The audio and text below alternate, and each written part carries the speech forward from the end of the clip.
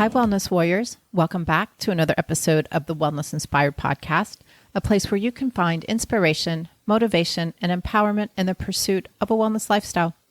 I'm your host, Sherry Davidson. I am a wellness coach, acupuncturist, trail runner, and former interior designer in Houston, Texas. And I am deeply passionate about health and well-being. And as always, I'm here with my co-host, Finn. And if you're new to the podcast, Finn is my terrier mixed rescue dog, trail runner, and loyal companion. He is also a therapy dog and greeter at Element 5 Acupuncture and Wellness. And today we have an insightful and essential episode lined up for you.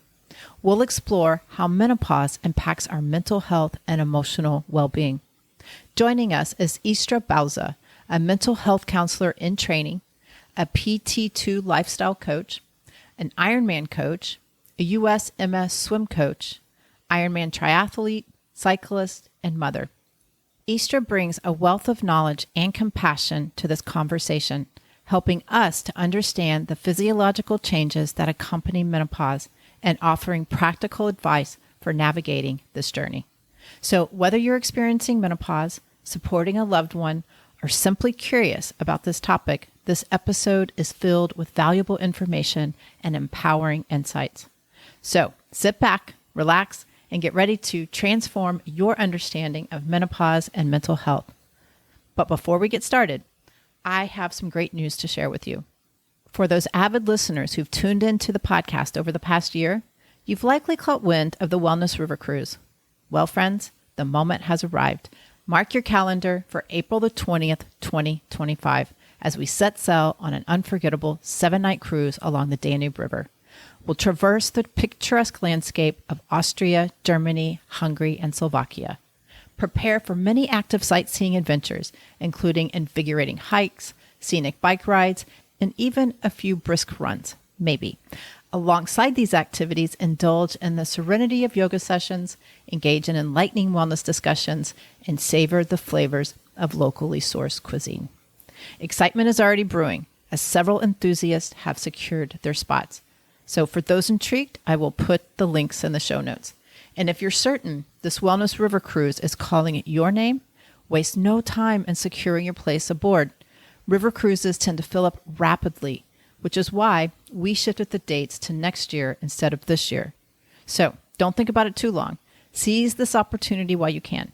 And if you're interested in episode 63, 64, A Journey of Wellness and Wonder on the Danube with AMA Waterways, I had the pleasure of having Laurie, a representative from AMA Waterways, and Tammy, a seasoned travel concierge, on the podcast to discuss the full river cruise experience. So feel free to check out those episodes for more information. And remember, this all has to happen quickly. I know the cruise is a little less than a year from now, but there are only 129 cabins on the boat, and they sell out quickly.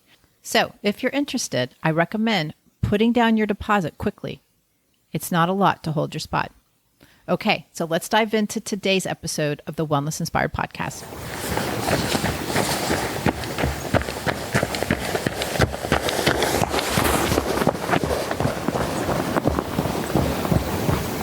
Welcome, Istra. Welcome back to the podcast. This is your third time to sit here with me, so thank you for being here. Thank you. Thank you for having me again. It's an honor to be on your show. I love it when you come. I always think we have such great conversation, and I think that this will be just another one in the books for us, so enjoy talking to you. This episode is almost, well, the last episode you were here, we did menopause and athletes. Right. So we're going to talk more general. Yeah, more general about average women going through perimenopause and menopause and some of the, mental health and wellness aspects. Yeah. Which is not talked about a lot. Yeah. Right. I think people are starting to talk about it more, but yeah. Oh my God. Yes. No, of course. And it's becoming a huge industry as well. Of course. Of course. They can make money off of it. Yeah. Yeah. Well, I want to start this episode with a brief understanding of what menopause is from a Western perspective and an Eastern perspective, because, I'm a traditional Chinese medicine practitioner. I do herbs and acupuncture. I'm also a wellness coach. first, I want to say that menopause is not a disease. Menopause is a natural process. So I think that's really important to remember. From a Western perspective, menopause is a natural biological process. It marks the end of a woman's reproductive years, and it typically occurs between the ages of 45 and 55, though it can happen earlier or later, and I definitely have seen it earlier. People in their 30s or late 30s, early 40s. I've seen that. And I think part of that might be the awareness that's happening around it, that we're paying attention a little bit more to the signs and symptoms. Right. Menopause is diagnosed after 12 consecutive months without a menstrual period. And it is caused by a decline in the production of hormones, particularly estrogen and progesterone, by the ovaries. This hormonal shift leads to various physical, emotional changes like hot flashes, night sweats, mood swings, and changes in sexual function. Menopause is a significant life transition and can have a profound impact on women's mental and physical health. So now I want to talk a little bit about the Eastern perspective because it's super interesting. Yeah. So from an Eastern perspective, menopause is also recognized as a natural woman's phase of life, but it's often viewed through a more holistic lens, which we were talking about earlier before we started recording. But menopause is seen, again, as a biological event and a time of transformation and renewal in Eastern medicine. And this is very different from Western thought. It is a period when women transition from their reproductive years to a stage of wisdom and greater spiritual awareness. And I think that's so beautiful. Yeah, it's so different. Yeah. So, again, in Eastern, we emphasize a more integrated approach. We consider the physical, emotional, and spiritual dimensions of menopause. And what I'd like to do in this episode is open up the conversation, also to shift women's attitude towards menopause, including my own, because I've had my own struggles. I'm approaching and changes are happening. And so I'm working on myself as well. I think in the West, we value youth. So we have some cultural, obstacles and challenges there. But it can be a powerful time in a woman's life. And also changing your perspective on menopause. Studies have shown that you just have a better quality of life. So, Istra, you are a mental health counselor, or you're almost a mental. Almost there. You're almost there. Yeah, like a baby. I'm a baby counselor. You're a baby. But you're also an Ironman coach. And again, you're always such a great fit for this podcast. And so please tell people who you are, what you do, and we'll dive into the conversation. Thank you. Thank you so much. That was so interesting. Yes, my name is Istra Bauza. I am a counselor in training, about to graduate, pass my NCE, the licensure exam, just a couple courses away from graduation. But I have a year and a half of clinical experience with young adult populations and adults, men and women. And I have coached triathlon for over 9 years. Mostly women, and more recently in the last few years have been women 40 and up. So a lot of my anecdotes come from these athletes that I've coached, and also some of the some of my clients in the clinical practice. Just real quick, I had one person ask me recently, and I'll let you describe it, because she asked me how menopause affects women athletes. Yes. Oh my goodness. In so many ways. In so many ways. Yeah. I mean, you can start by just looking at race by age. You see a drastic drop between the 45 to 49. Once you hit 50 to 54 or 50 to 59, depending on if it's running or triathlon, you see a huge drop in entries. Entries to races. Because people just don't have the desire. People simply lose motivation. Of course, there's other things, because we're talking about menopause, but we're also talking about lifestyle changes. You're launching kids. You have kids leaving the home. You have there's so many, talking about the holistic part of life, the lifestyle of a woman going through menopause and perimenopause. It's just a lot of things that are also happening externally. The environment plays another role, huge role. Well, when it comes to continuing on with your lifestyle changes and how to address it, it's hard. It's just hard because there's so many components. As for athletes, some of the specific things I see is that a loss of desire for hard competition, for hard efforts, starting to lose interest, or lose energy or stamina. When you're doing intervals, when you're training, when you go to a race, it's all day, or you start losing a little bit of desire of put your body through so much hardship. And then, of course, everything else that comes along with that, which is you're sleeping less. Sleep, yeah. A lot of people our age are sleeping less. Yeah. So your body's not recovering the same. Yeah. And then those are factors, they're all combined with external factors, mood, anxiety, Yeah, I think last time we talked about, and I had never thought about this, but it makes total sense from a TCM perspective, was the fear. Yeah. You said you mentioned. There's something, basically, it's been researched, is something like menopausal onset anxiety, which even people have not experienced or have not dealt with chronic anxiety are going through anxiety. So the fear creeps in when you're racing as well. Yeah. Yeah. We've talked about, I used to throw myself, and probably mentioned this before, right, in the previous podcast, but I used to throw myself down mountain biking, went to Arkansas, did like some serious mountain biking out there. And now I can't throw myself from like a little tiny little Herman Park, little hill there. It's like, oh my gosh. So the fear, the anxiety has definitely it's elevated. Yeah. It's something that I deal with my young adults, but also with some of the female athletes that I coach, and myself, of course. Well, we're all women. Yeah, we're all there, right? We're all we're gonna go through it. We have no choice, and your level of what you experience, women experience a variety and different levels of all the signs and symptoms. But I mean, I have one woman who is probably in her late 70s that I treat. She's post-menopausal and no signs and symptoms ever. Oh my goodness. No night sweats, no mood swings, no hot flashes. She has no idea what that's like. Wow. That is uncommon. Uncommon, yeah. Very uncommon. Yeah. But yeah.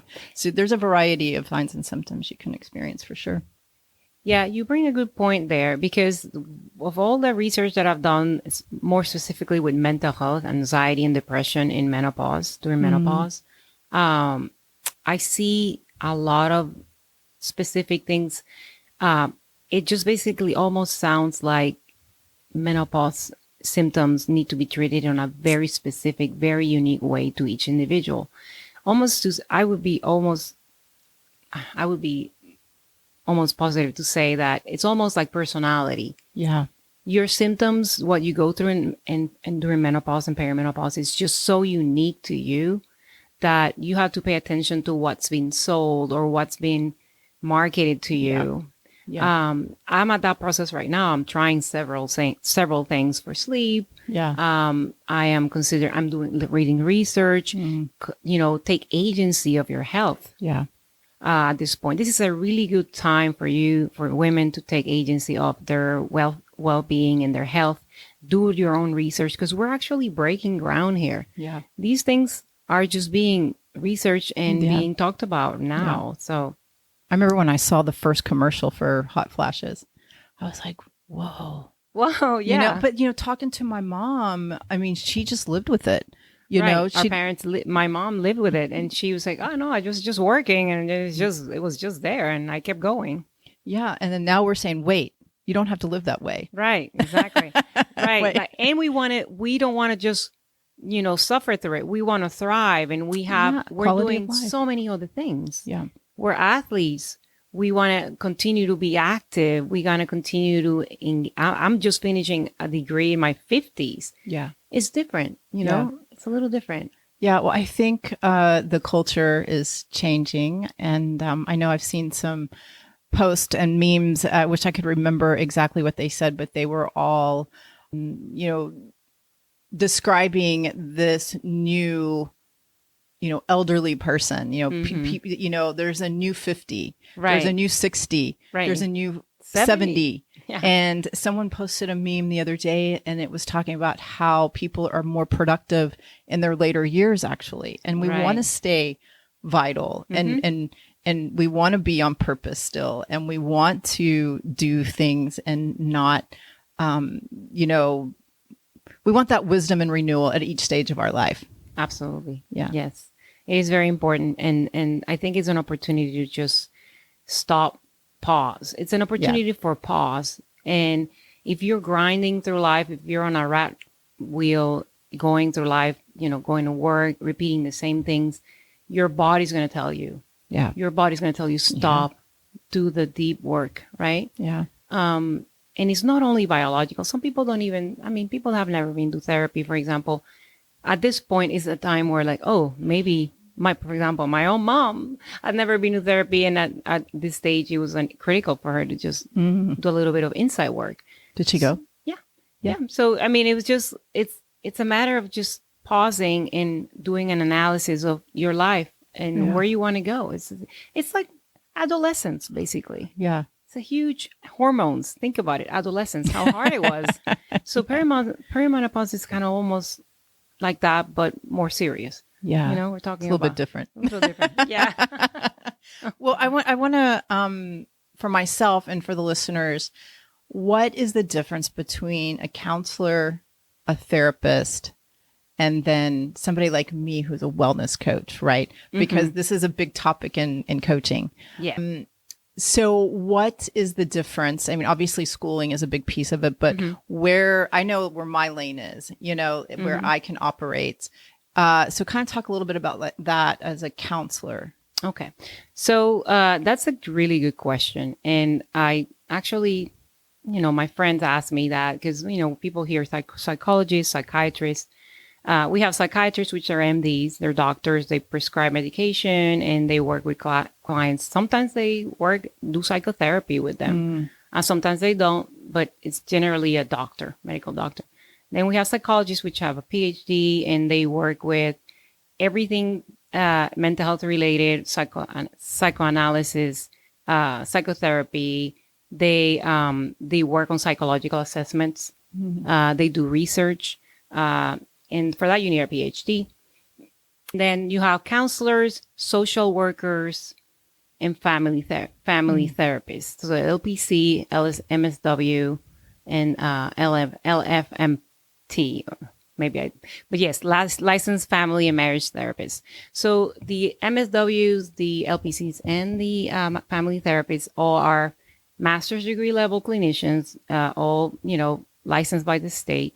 And we work on, specifically with counseling, we work with everything the coaches work, but we also go into trauma. We have a trauma-informed perspective where we use some of the theories that have been also drawn into coaching. For example, SMART goals, motivational interviewing, which is basically asking open-ended questions to clients.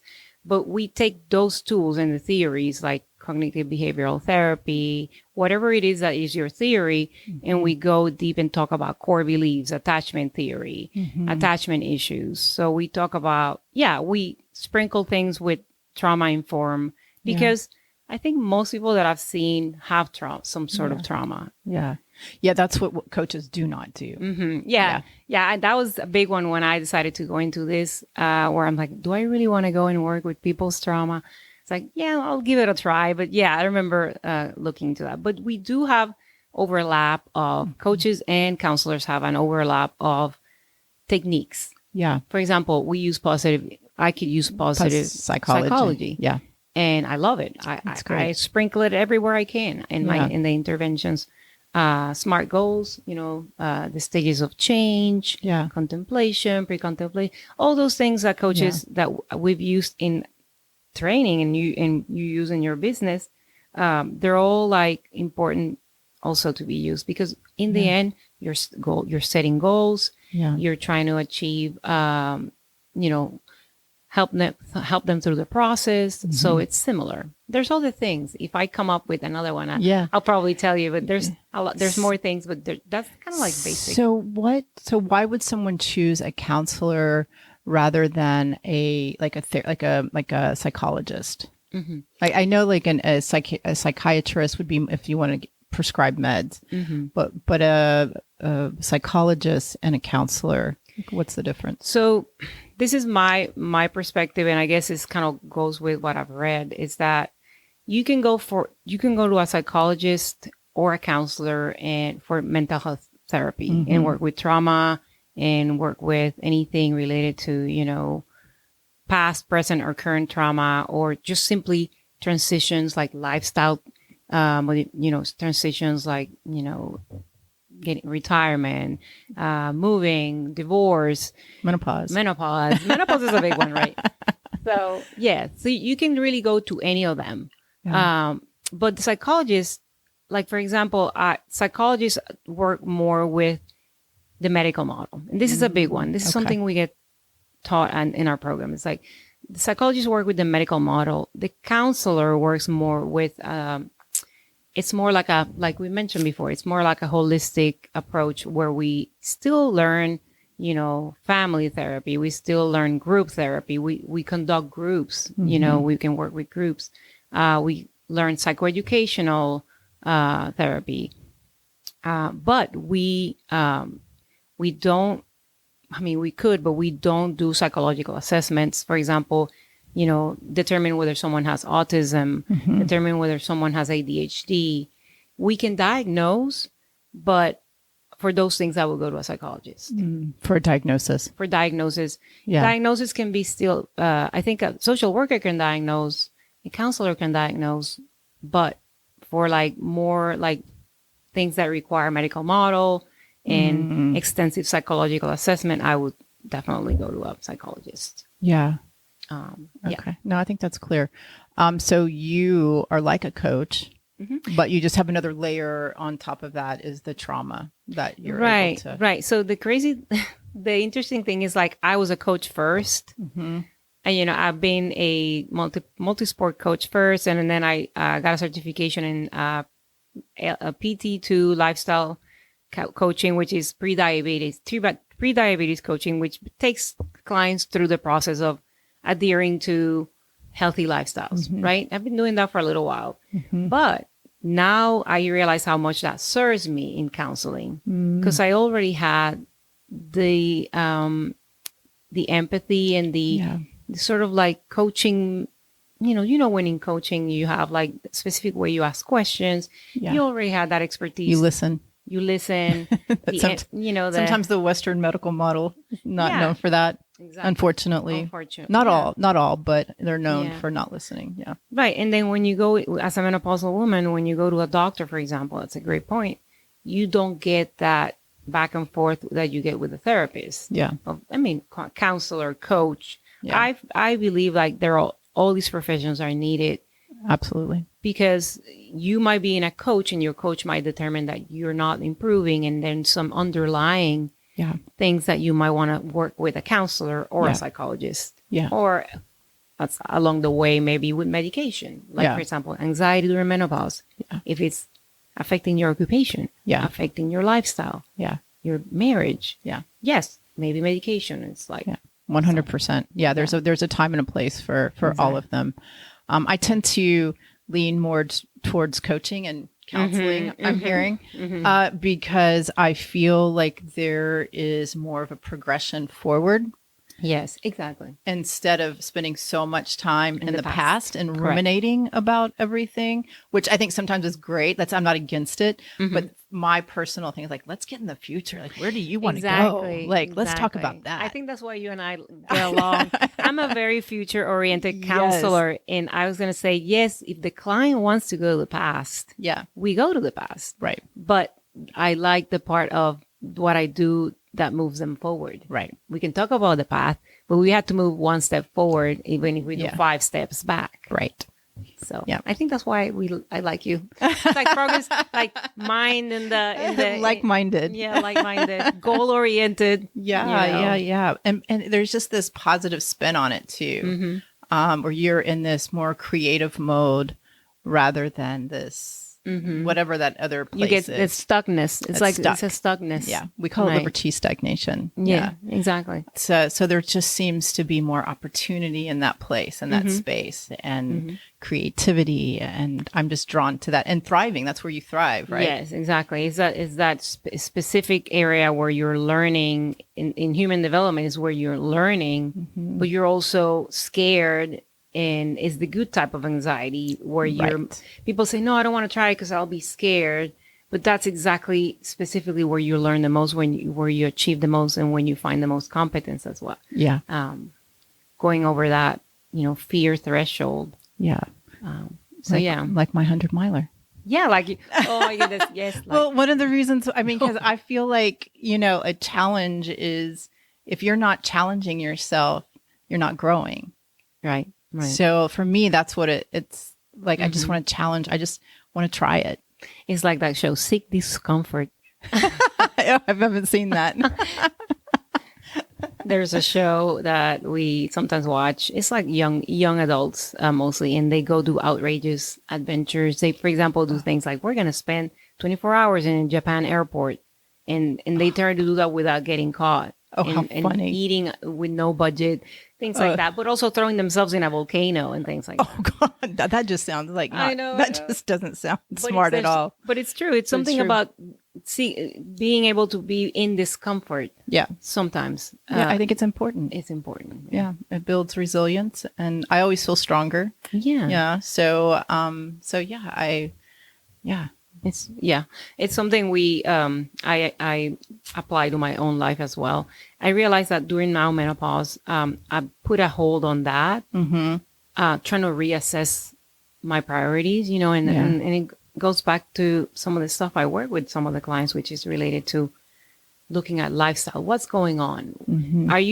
Let's say we were doing Ironmans for many years, like some of the clients that I've seen, and they found themselves in a plateau.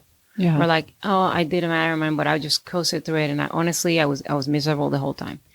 That's a moment to pause. It's a moment to say, okay, let's put Ironman or 5Ks or whatever it is on hold. Let's just do a reassessment of what's going on. Maybe your work is not longer satisfying, and now or maybe the athletic training is too much and you need to adjust it, or maybe you need to take a break from that and look into doing weights only. It's a good time to do interventions of all kinds. Yeah. Mental, physical. It's interesting you say that, and I don't know when we did the last episode. Was it a year or so ago? Maybe. Yeah, about a year. About a year ago. Mm-hmm. I might have told you that in my running, I went through something very similar. Like I thought I was done. Mm-hmm. And I think I might have told you that. I was I remember. Yeah, I just wasn't the motivation. I thought maybe it was because my mom had had a health scare. I was super hyper focused on, and I kind of lost I kind of reshuffled priorities. But then when we found out everything was fine, the motivation just never came back. Those are the pauses. Those are the things that you have to, at that point, be more self-compassionate and tell them, this is maybe a seasonal. I think I probably mentioned this because I always hear myself saying this to clients. Sometimes this transition is like seasons. So there's things that will change. Mm-hmm. And of course, we're talking about major environmental things like elderly parents, and things like that. We're not dealing with minor stuff. We're dealing with serious stuff. Yeah. So a moment I think part of that, what I wanted to talk about as well today was about self-compassion during this process, because we want to continue our lives to be the same or work the same way it's been working. But no, there's real moments of just stop, listen to yourself, just be gentle with your inability to cope. Be gentle with the stress you're feeling and not trying to push yourself through that, just sitting with it. Yeah. And you mentioned parents, and that's a big deal. I mean, part of me, my perimenopause was during my parents, my dad getting sick, being in Houston during the pandemic. And that was one of the most stressful times, not because they were here, because now I go back and think I was going through right in smack middle of perimenopause, which was kind of, you can identify it now looking back on it. Looking back, yes. And it's like looking back and say, okay, that's all, telling what I tell my clients. You can tell yourself, I failed. I am getting older. I have lost my capacity to cope. Or you can tell yourself what? You can tell yourself, I did what I could with what I had, with the tools I had at that moment. Yeah. So that I try to apply it in this transition, personally and with clients. And we talk about how do you do that? There's so many ways. Yeah. Yeah. Yeah. I was kind of, looking back on it, I was going through a little bit of a, I don't know, I was having a moment, I guess, because I was also kind of lost. I was like, well, what am I going to do if I'm not running? I mean, obviously I can still run and I still have my friends that I run with, but if I'm not racing and if I'm not doing this and if I'm not doing that, those are a lot of my friends. Right. It's your identity. It's my identity. That's social hour for me. I know. Yeah. We solve all the world's problems, running. I know. Yeah. So I was going through this well, what am I going to do? So I got a gym membership and started doing that, but it wasn't as fulfilling as racing. And so you're just oh my gosh, so what am I? And then all of a sudden one day it just clicked. But I think I did. I just sat, it was a year. A whole year. It could take a long time. Yeah. I just sat with it for a year. And I was going through the process and it, I was asking myself all these questions and there was some sadness because I didn't know which way to go. And then this year, January, I was like, I'm going to do this. Let's do it. And I'm back on track. And I'll bet a lot of things you're approaching different this time, like the way your expectations. My expectations are about, they're probably about the same.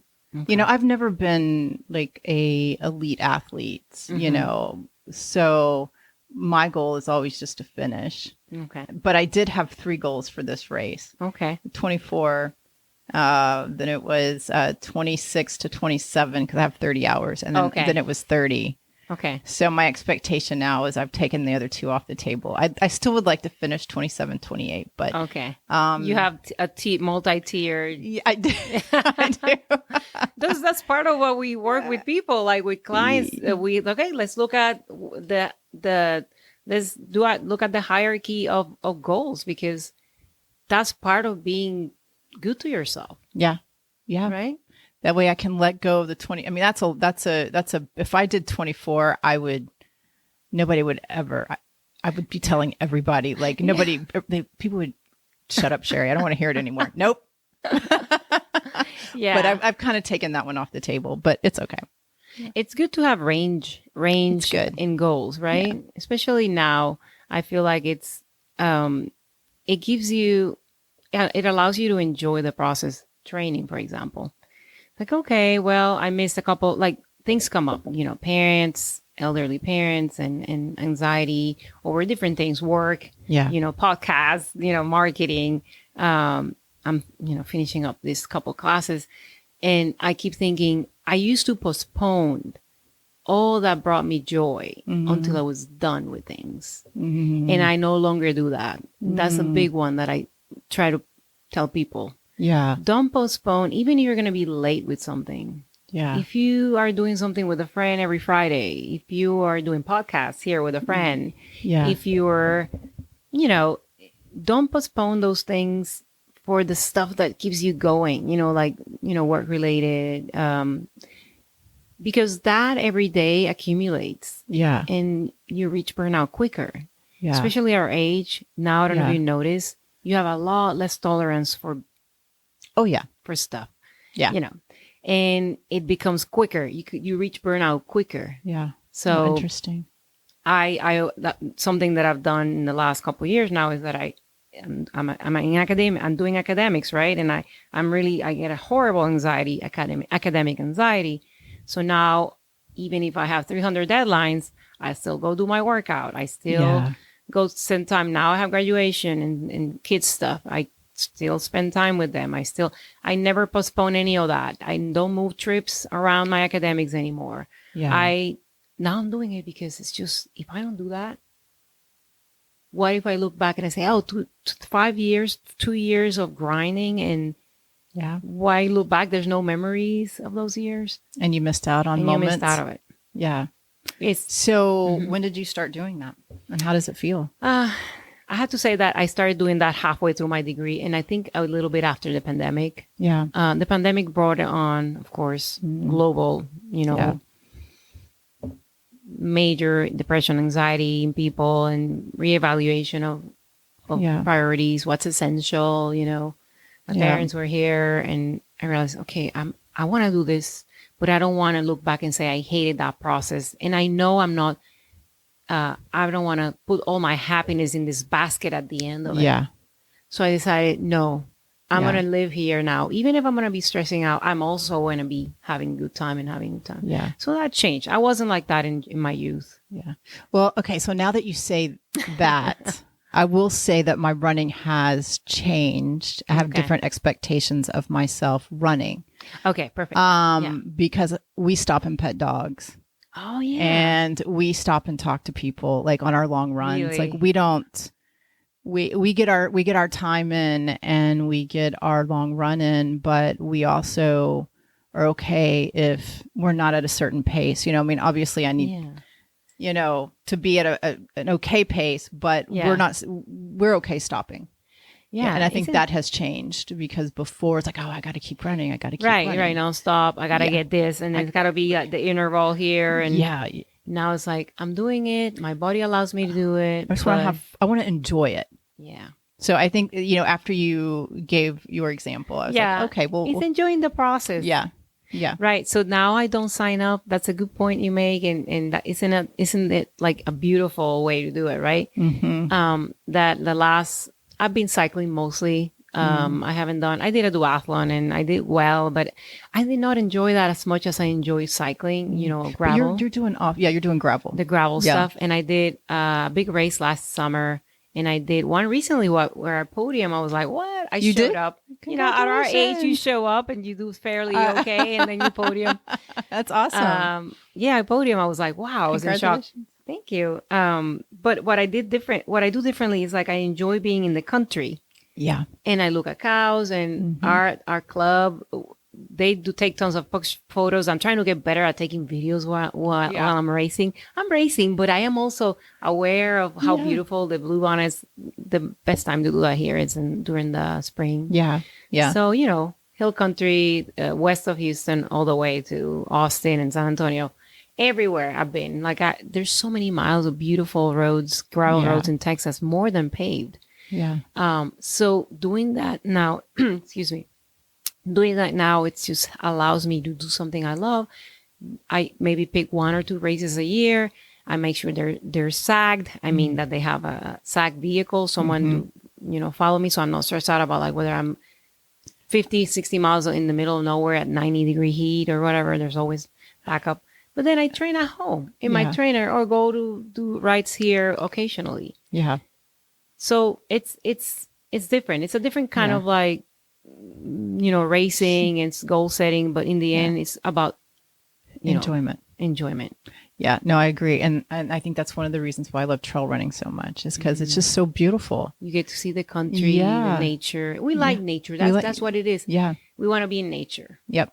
Exactly. More than we want to race for time and anything else anymore. Yeah, exactly. I know I went to a birthday party this past weekend and they were some of my friends on the triathlon team that I was on.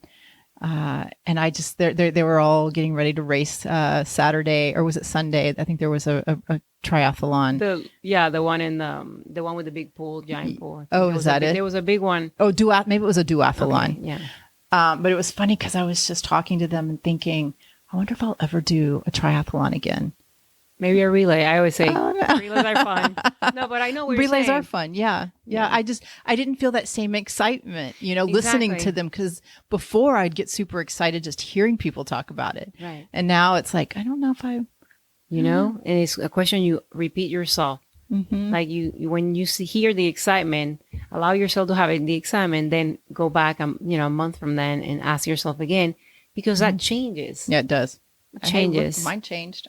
Yes. I'm telling you, with triathlon, it's like that. Like I raced again and this duathlon, and I enjoy myself, but not as much as when I go to these gravel. Yeah. How long are those races? Oh, they're anything from 30 miles to 150 miles. And they don't have support. They're not supported races. A lot of them are. A lot of them have just someone you can call. They give you a phone number and somebody shows you. But you have somebody follow you? Is that what you said? I try to stay with some people that I know. I don't race these things alone. That's the other thing I've done differently now. I always have a friend who my gravel friend is moving from Texas. I'm like, oh. But she's moving to a beautiful place in Idaho, so I'm hoping you have to go see her. They're doing some gravel races. This isn't the one where you guys have. She's not the Italian. Yes, she's my Italian friend. Oh my gosh, I love her. Do you remember on the last podcast you were talking about food? You guys would take food and like prosciutto and Parmesan sandwiches. And that's what we stop, have a picnic. That's part of enjoyment. I've learned to do that with her because she just takes her time. She's fast, but she still stops, eats her prosciutto and Parmesan sandwich. And it was just like, oh, man, I got to eat real food.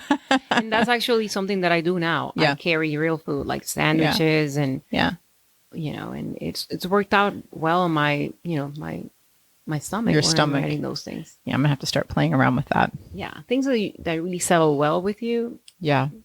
Yeah. So we can talk about nutrition as well in another podcast. But Well, let's talk about the emotional changes that you do go through in menopause. And I know the big one is anxiety and fear. Yes. I think there's some depression, but what else? Well, there's depression, anxiety. Anxiety is a big one. Depression, of course, there's comorbidity. So a lot of anxiety can lead to depression, and that's known in research. But there's that thing that I talked about, the menopausal onset anxiety, which is people that have never dealt with serious anxiety now are dealing with it. But there's also other things like body image issues, things coming back sometimes, things that you haven't addressed earlier now are coming up. And the body image issues, is that just around weight gain, or is it just something that's happening in the brain that someone's just not comfortable in their body, or is it mostly physical, like they just don't feel comfortable in their body? Yeah, so it's all of it. All of it, yeah. It's all of it. I've seen for some of the clients that I work with and personal experience, there's the, you're out there cycling or you're out there exercising in Memorial Park and you're more conscious about, you're looking at your legs and like, oh, my creepy skin or my jiggly, my jiggle, or my butt is falling and is now, showing. and then now I'm covering myself up more because I'm more embarrassed and, or running at a different time. So no, you're not running with everybody else. Yeah. All these things are coming from also the fact that you're not, it's that transition where you're not seeing, you're having a hard time accepting that your body's changing physically. That's one side, right? And I'm one of those. Yes. For sure. So I am too. Like I try to force myself. It's hot in Houston. Yeah. And for me to go out and run with a sports bra by itself, it would be ideal, right? Yeah. I'm conscious about it. Yeah. Still. I've never worn just a sports bra. Yeah. The whole time I've been running, even. Yeah. And I've seen people happily younger than us and even older running freely. And I'm always looking, wow, that's amazing. Yeah. I wish it was so. So anyway, yes, it's a lot of the things coming back. Cause for me specifically, I had body image issues when I was young, but as an adult, as an aging woman, as a menopausal aging woman, is that an inability to accept that my body does things for me. Yeah. Versus what other people are looking or perceiving about me. Yeah. If I go out there and know, and I put myself in that mindset where I go out there, I'm going to wear this bra and I'm not going to make eye contact with anybody. I'm just going to continue telling myself, my body allows me to run in 90-degree weather for 6 miles. That's big. at my 53 years old, it's like I would never have. If you would have asked me, I would not have never believed it. Yeah. Oh my gosh, I'm acclimating. So what is the minds? How can you reframe that? And this is more the cognitive behavioral. You're telling yourself something that comes automatically, right? Yeah. It says like, oh my God, they're looking at me. Oh my God, I'm in this race. Everybody's young here. Everybody's young and, perfect tan. Fit. And then look at those muscles and no cellulite. I used to be like that. I used to be like that. I used to stand on that podium.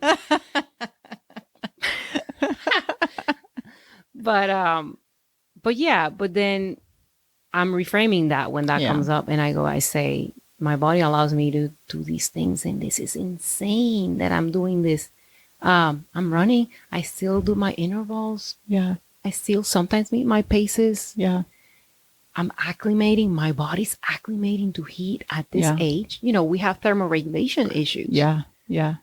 So, and it's keeping me. So focus on the positive, right? What it is doing for you. What is it doing for you? So it's again, it's lowering my anxiety. Yeah. It's keeping me active and alert, more focused. Better bone density. Better bones. My ankles are strong. Yeah. Yeah. It's a variety of things, and it's all about switching the thought patterns, the challenging things that come from and then how much of that is cultural? Like, how do we begin to change that piece of it when and I'm guilty of this too, we're so focused on staying young and we value youth. Exactly. And we don't value, what comes with being older. And in fact, many women that I have treated that are close to their 70s or in their 70s, they've told me many times that when you reach a certain age, you feel like you're not valuable at all. Mm-hmm. Yeah, invisible. You're invisible. Yeah. I'm like, really? And they're like, yes, like people don't pay attention to you. You don't get the same service. Like at some point, it switches. And that's super sad to me. It's sad. Yeah, that we don't value every age. It's definitely societal. It's definitely it's a cultural. It's a cultural thing in the Western cultures. Like that's another one of the interventions that sometimes we do with people is precisely that. Mm-hmm. What are you consuming, right? Yeah. This is happening. There's ageism. There's going to be discrimination. Yeah. So you can address it by, first of all, looking at what you're consuming, right? We're consuming what? We get bombarded by fitness stuff. There's something, the fitspiration. Yeah. Everybody's has like 10 minutes. I have my feed is full with that. Everybody's young. Yeah. Everybody has a 10-minute thing to lose 10 pounds of waist and all kinds of things. But I curate it. Now I follow people that either look like me or people that look a little more mature, or they're offering something that is more functional. Yeah. Versus someone with a tight, short showing like a perfect, but perfect glutes. Even men, I see men with like perfect glutes, doing these workouts, and I'm like, it's great, but I'm saying that goes into, you internalize that. Yeah, you're taking that in. You're taking it in. I've looked up, just doing my own research, like hashtags, and when I look up wellness, it's all fitness. And I'm like, that's not wellness. That's not wellness. I agree. And I am out to change that. Yes, I am too. We should. We're going to change it. We're going to change it, especially for people that are like getting older, Yeah. Yeah. Well, I think it's important. I think it's critical for, like you said earlier, to thrive into your older age, because we all want to. You can still, maybe that youthfulness needs to be redefined as a vital. And you can be vital well into your 70s and 80s. I just saw somebody, she was in her 80s. Was she 80? Maybe she was almost 90. I can't remember. I just saw it, I think on Instagram. She did a marathon. Mm-hmm. There was a guy who just did Ironman who was 90 something. There's the Iron Nun that did Kona for Iron Nun. Yeah. So that's a great point. There's vitality to be had in older age, and that should be the goal for a lot of people. Yeah. Of course, you can still look great. Yeah. I mean, you can still go for the goals of looking great, but it's more holistic. And it's like we're talking about vitality, functionality, energy, Mindset. and mindset. I think it's huge. I think that shows more than anything. Yeah. Somebody who is older, who has a vital mindset and a growth mindset, I think it comes across in their movements and their speech and the things that they choose to do. Yeah.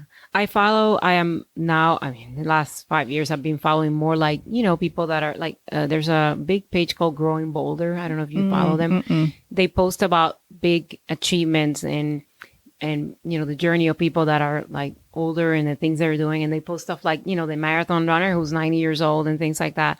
But not only fitness, they do other things. Like people have changed careers, people that Yeah, it could be anything. could be anything. Yeah. And I started following some of the old mountain bikers. I'm following athletes that are still out there, either doing outreach, promoting wellness, promoting like a holistic way of seeing things, transforming their athletic careers or careers in general in a very creative way. I have a list of places of people that I can send you. Oh, I would love it. Yeah, I would love that. Because I really love your idea of being mindful and curating your own feed because you have to be these days. Yeah. So if you find yourself stuck in a rut or you're feeling a certain way, I think that's great advice to what are you consuming? Exactly. Like you can do it with anything. Now that we're kind of talking about non-athletes as well. Like I follow a lady, I like fashion, to look at fashion. Got tired of looking at, super young. So I follow now these older women, older than us, who are still dressing impeccably, or they're like modeling certain, and looking young. Yeah. But with fashion, Yeah, like I doing like these that. things, and they look fresh, and they're, in their 60s, but amazing looking fashion.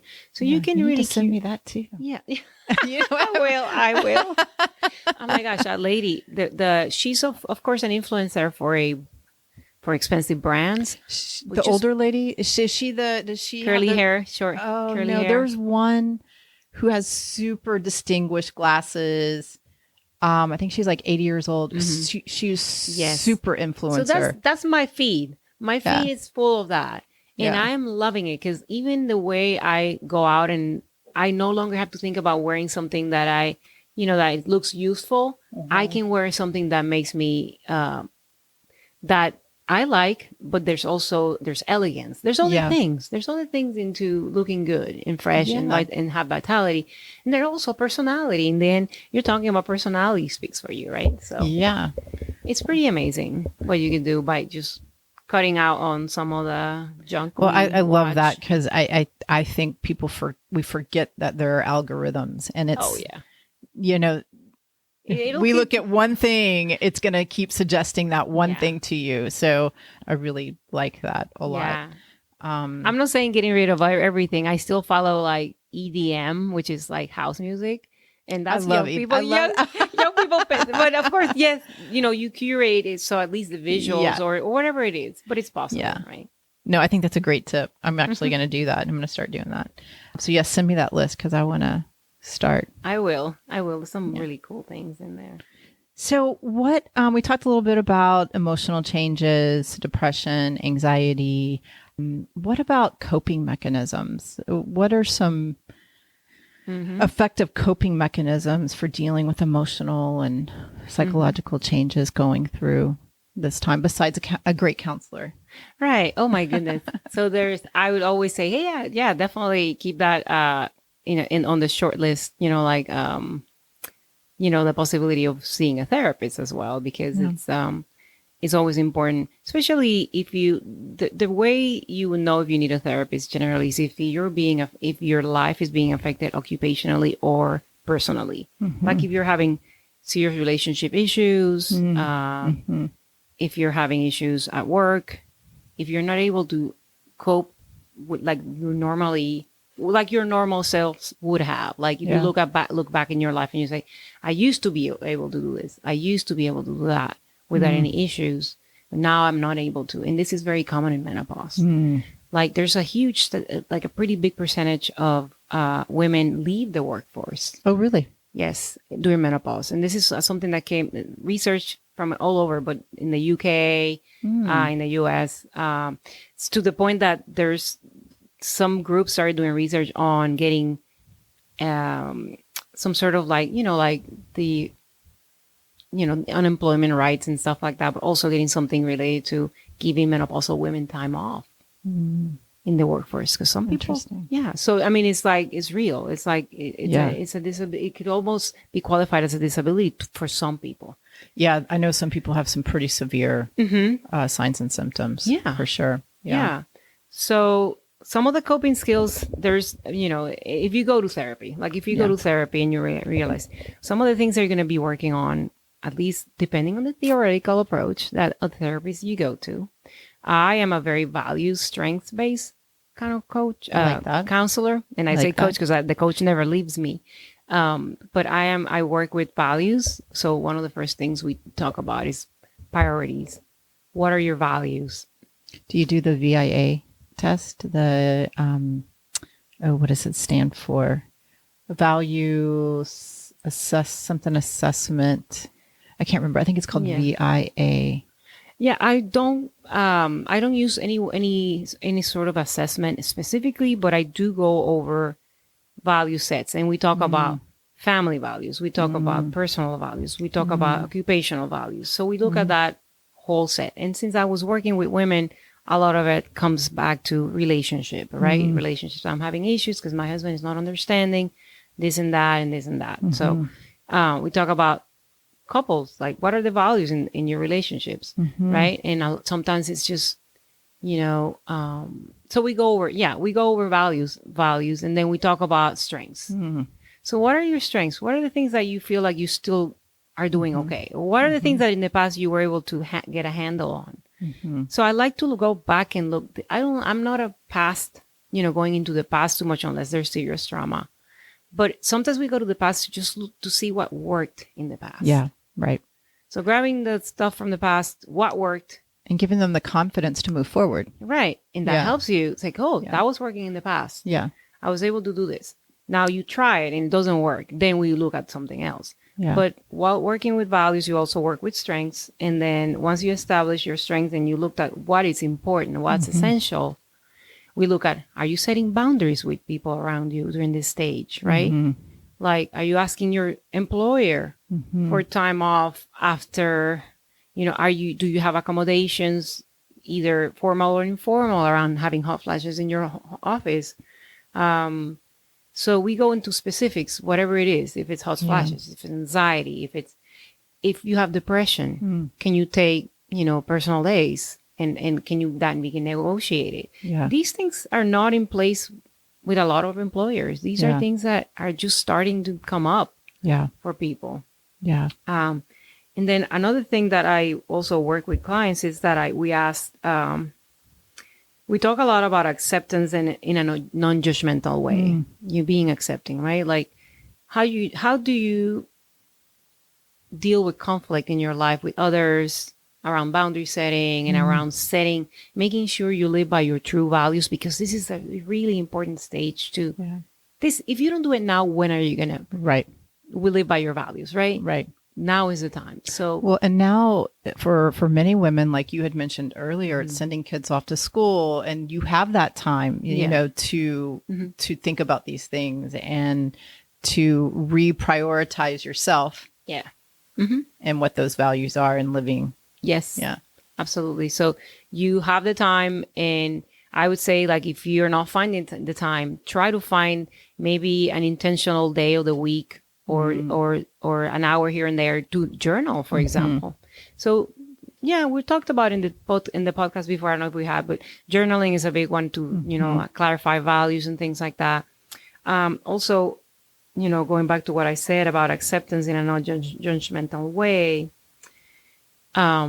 this is a really good time for approaching everything comes up in your mind about yourself in a non-judgmental way, self-compassion, right? Because this is like a time where your body is going through a lot of major changes. And like I mentioned before, you just reminded me, and I just mentioned that I didn't know I was going through it. And then now I know that was happening back during all these things that were happening during perimenopause. And I had no self-compassion. So all I was doing is beating myself up. Being hard on yourself. Yeah. And creating more anxiety for myself. Yeah. And why am I such a bad person? Because my parents were at home and they needed things from me. My kids needed things from me. I was doing a degree. Yeah. Instead of like just setting a boundary. It's like, hey, I had to work this day. I have stuff to do. Yeah. I'm just going to give everybody a heads up. Yeah. Things like that. Yeah. Boundary setting comes quite a bit up in conversations with women. Yeah. Well, especially if you have kids. Especially if you're a kid. Yes.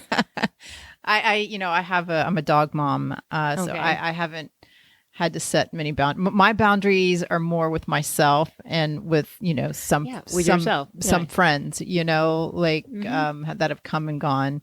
Just making sure that, the boundaries with yourself are huge. Yeah. Right. What are you going to allow yourself to engage? Like, how many commitments are you going to allow yourself to put on your agenda? Which is, I tend to fill my plate up. Right. Yeah. Right. And that's self-compassion when you tell yourself, you know what, this might end up being too much. Yeah. And allowing yourself more time or more flex time for. Yeah. Yeah. So that's my biggest challenge. Is doing that. And I could add a ton more. And I told my coach, I'm like, she does my SEO, but she's also my coach. And I'm like, I can't add that to my plate, but I want to. I came up with another idea, and I'm like, no. Yes. I can't do anymore because I still need that time to decompress. Yes. And so I just can't get it all done. And then I start to stress myself out because I want to do this and I haven't met my deadlines. And then like, but I can't just work all the time. And, so exactly, it's easy to do. Yeah.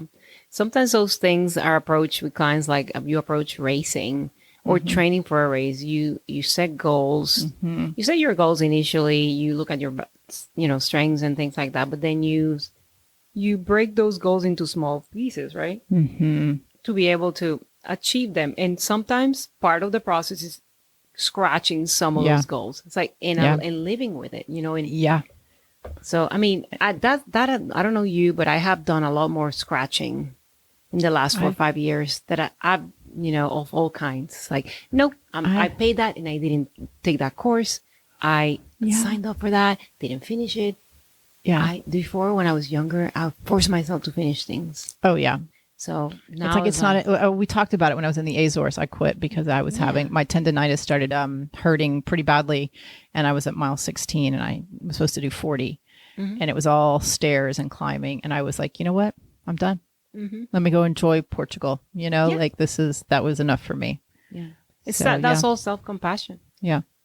Yeah, and it's needed. It's so critical to be like that. It's interesting though. Again, this goes back to culture and other people, the external environment. Because in a vacuum, I'm okay. I'm completely okay with those decisions in a vacuum. It's when I get in front of friends and, I get this sense of judgment or this, like they want to, they don't, not really diagnose, but they come up with they project their own belief system on me. That's when I start having issues, because in a vacuum, I'm fine with my decision. Yeah. But it's like, why can't you be fine with my decision too? Right. And so that's my struggle is when I start feeling those judgments from other people or those projections from other people. Yeah. Right. So that's where like you have to sort of learn to identify where does the other person's stuff begins and where yours end. Right. Right. And then sit with that voice that it's feeling self-judged. Yeah. And we usually go down there. And that's the part where we go into like, core beliefs. Yeah. Like what's happening? What's the core belief? What are you telling yourself? Yeah. But these things can continue to be conversations you can have with yourself. Yeah. Through journaling, through setting boundaries with people. Something that comes up with boundaries quite a bit that it's critical is that sometimes we don't even realize that a boundary can be set for time. Yeah. You can say to someone, hey, sign up for this. Let's do that. Oh no, we're going to meet tomorrow. And then somebody that has an agenda for you, or someone who has like, or we're not, basically is not aligning with whatever your goals are, or whatever it is, partner, kids, you can always ask for time. Yeah. When you're not sure. And this is coming up a lot at this stage, where like, I'm really not sure because I've never done that. Yeah. I've never worked and been in school while I'm training for a race. I've never I never DNF at a race, like it happened last year. Yeah. That never happened. You didn't finish the race. Yeah. That was the first time that happened. Yeah. I mean, I know you had another one, but South Africa. Different circumstance. This one I quit. I made the decision. Right. It was different. To quit. Yeah. Like I was done. So from all those experiences, there's some big lessons. There's some big learnings. Yeah. Right. And it's all, I always say it always goes back to the acceptance of the fate of whatever happened in a non-judgmental way. Yeah. As in, I did everything I could with the information I had in that moment. Yeah. Well, and it was self-preservation too, because I wanted to keep running. That's a huge one. Yeah. I didn't want to be out. Right. Yeah. I've thought about self-preservation so many times when I go on like scary stuff like mountain biking and stuff. And I get like, I really, we don't recover the same. Yeah. Is it worth it? Right. Is it worth it? Control the controllables. Yeah. Exactly. When you're racing and doing things. So, yeah. So it's like about a non-judgmental way of, removing some of the self-judgment, because if you think about it, we're always self-judging. Always. It's like, we're here, we're setting up, and you're telling yourself that you should have done this or should have done that. Right. Well, I had this great idea. And then when I saw you walking, I was going to do it. And then I saw you walking up and I was like, I don't have time. But there's also a difference between being judging yourself as having, whether it's good or bad, right? Mm-hmm. Right. Where observation is more of a mindful awareness, which I think is important, but you have to be able to, know the difference between the two. Right. And I may be asking yourself, am I saying I'm a bad person or I'm doing something wrong because of this? Mm-hmm. Or am I just making an observation, like this is something I'd like to change, or this is something that I feel like is a strength, or, there's a difference. Right. Sure. And in the counseling and the therapy field, they say just be the observer of whatever comes, and don't throw a judgment of any kind, neutral, positive or negative, just observe it. Yeah. And then gently bring your mind to whatever the present moment is. Mm-hmm. And my theoretical approach is cognitive behavioral, but I do talk about quite a bit about positive psychology and mindfulness, which is in DBT, which is the present moment. At this stage is important that we are enjoying the journey and the process. Yeah. And also having that growth mindset where everything is a learning.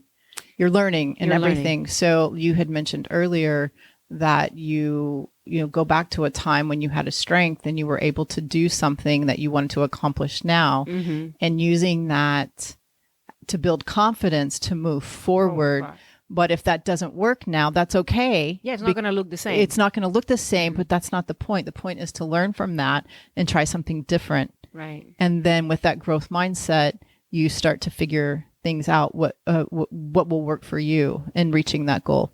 Yeah, exactly. It's just learning from, it's basically how you launch yourself into resilience, basically, learning from the past. Yeah.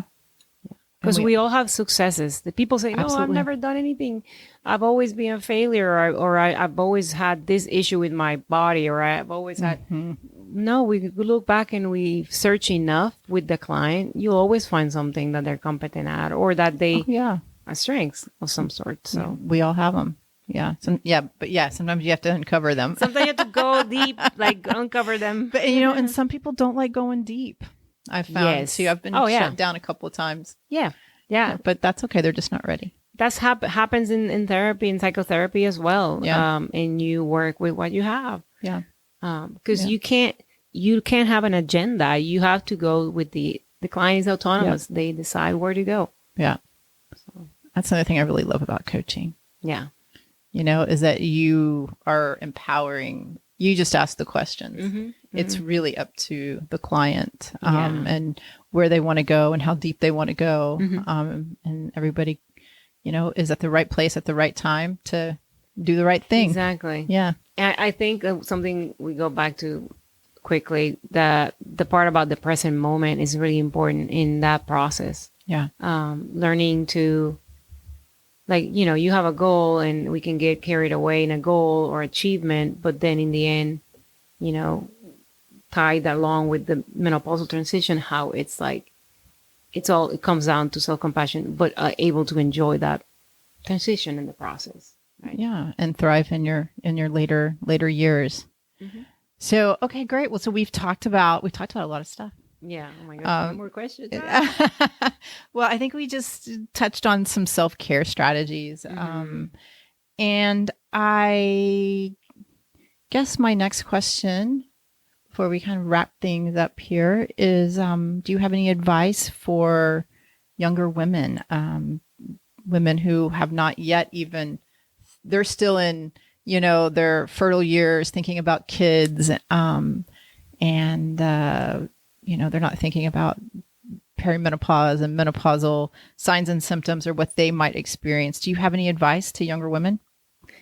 That's a great question. I would, of course, keeping in mind that everyone has a unique experience with this transition or before transition, and everybody's experiences are unique, period, right? So coming from my own experience, I would tell you to basically let go of what other people think, and look around your environment, and the people closest to you and what you consume, be it news, social media, whatever it is. And just basically make sure those things align with the perception you want to have of yourself. I like that. Yeah. So a sense of finding a sense of empowerment through your own journey, through where you want to go. As in the past, when I was younger, I was just going through the motions, working, studying, dealing with parents, kids. The traditional roles. But I wasn't really stopped and thinking about what is mine, what in these thoughts are really truly mine. Where do I want to be? Or, just letting go of the perception others have of you. Yeah. I like that advice. I like it. I think I would say enjoy every stage of life. They all matter. They all matter. And each time is a time to recreate and renew. Right. And to do something different if that's the case. Like you said, you look at your values and your strengths and your priorities, and it's just a good time to reset. Right. And don't postpone the things that make you lose track of time. Don't postpone the joy. Yeah. Whatever it is, pinpoint what that is, look for it, and then don't postpone it because a lot of things, other hard things are happening, or don't wait until you're done with hard things to do the good things. Yeah. A lot of people are like that. Yeah. What do you think that is? Why do you think we it's kind of like, I do that when I eat. I save the best for last. and then I'm full. Yeah.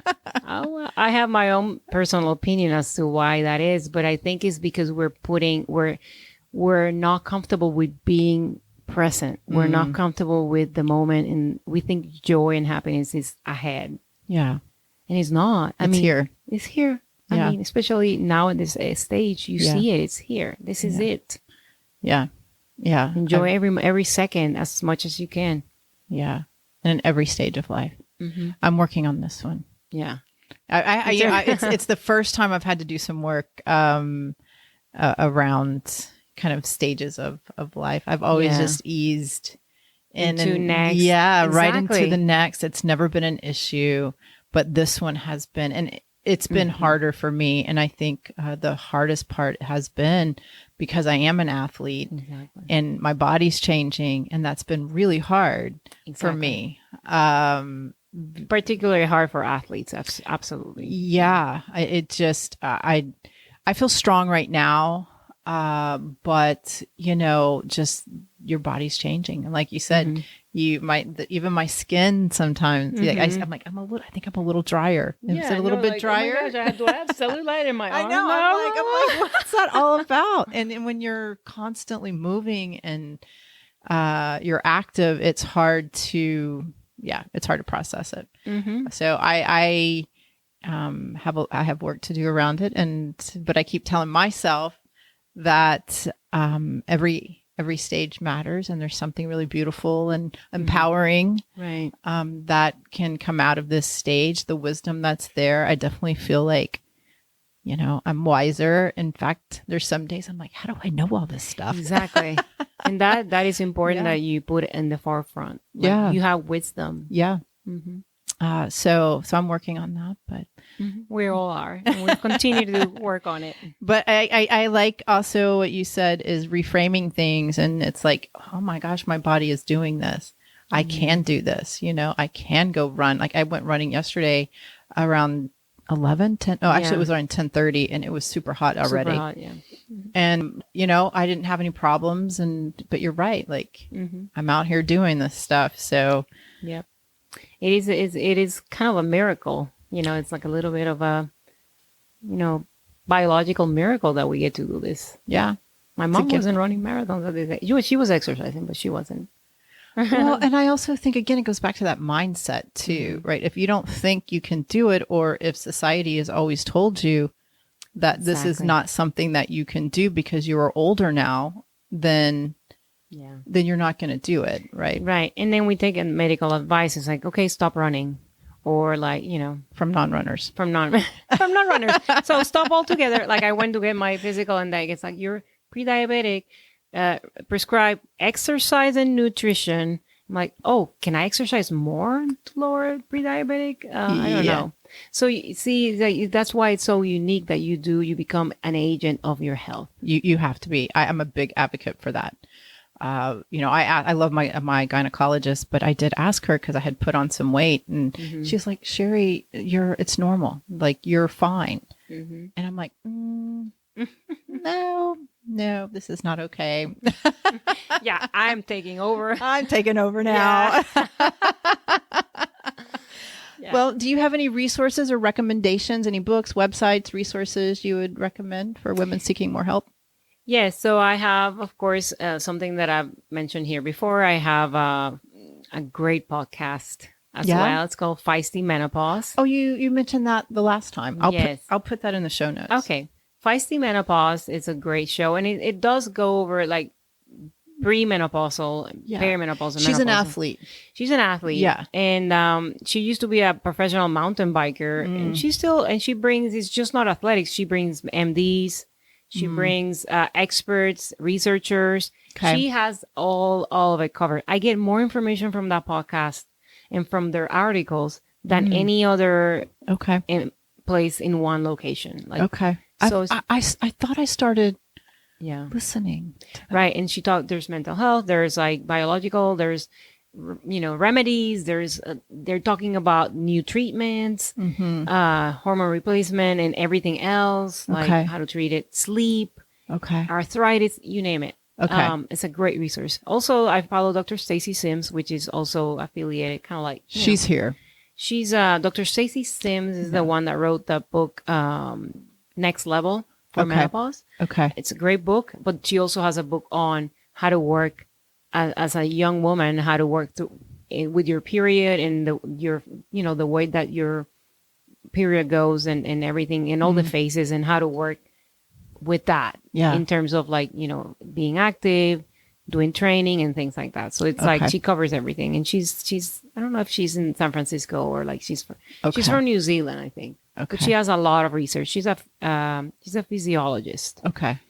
So those are two of the big ones. And also, of course, curate your social media. I follow Growing Bolder, which is for men and women. It just talks about like important things related to people doing big things or small things. And you're going to send me that list? You have a list? I will. Yeah, I have them. I have all that. I can send it to you. Okay. I'll put that in the show notes too. Yeah. And then I'll send you also the one about the lady that wears all the elegant, I love it. you know, like fashion Please. clothes. So, well, cool. Well, thank you. Well, I think this is probably a good place to wrap things up. We've been going for almost an hour and 30. Oh my goodness. We start talking. Oh. So any final thoughts, messages that you would like to share with the listeners? Just like to be, you know, very kind to yourself through this process. I realized that my worst enemy is myself. Yeah. And how, like, don't believe everything you think. Just observe what you think and don't judge it. Just, you know, observe it and say, where is this coming from? And then set goals, like we mentioned, set goals that align with your values. And you can't fail. When you set your goals, a goal that is aligned with a personal deep value, it almost never fails. Yeah. So, yeah. And know that there are conversations happening about this. And so if you have questions, reach out to somebody. Yeah, reach out to, you know, there's all these resources out there. I have a page, my own website. I do coaching, triathlon coaching.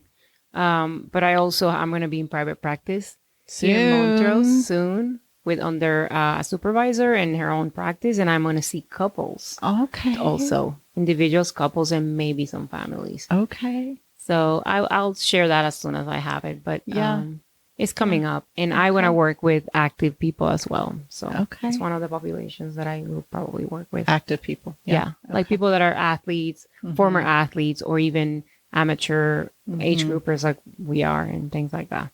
Yeah. Yeah, because I wonder how many women out there are not active at this age, like you said, because they just lost motivation and they just feel like if you know, they have, because I see it a lot in here. Yeah. They want to do something. Yeah. But that motivation isn't there, but they're not aware of that this could be. Yeah. There could be a solution for them. Yeah. And they're usually holistic. They're usually it's a lifestyle all around, you know. Yeah. Yeah. So that's pretty much it. Yeah. Yeah. I like the takeaway. So, conversation and changing the perspective on how we view the later stages of life, I think are key. They're very key. Yes. Yeah. Well, thank you, Istra, as always. It's such a pleasure. I love it. Thank you for having me. I love being here. Well, I think we decided we would do it every so often. Yeah. So whenever you accumulate some, you know, important content, I'll come. Well, you'll be graduated. You'll be practicing. Yeah. By the time we meet, we'll be practicing, and I'll have more important information to share. So it'll be fun. Thank you so much. Thank you.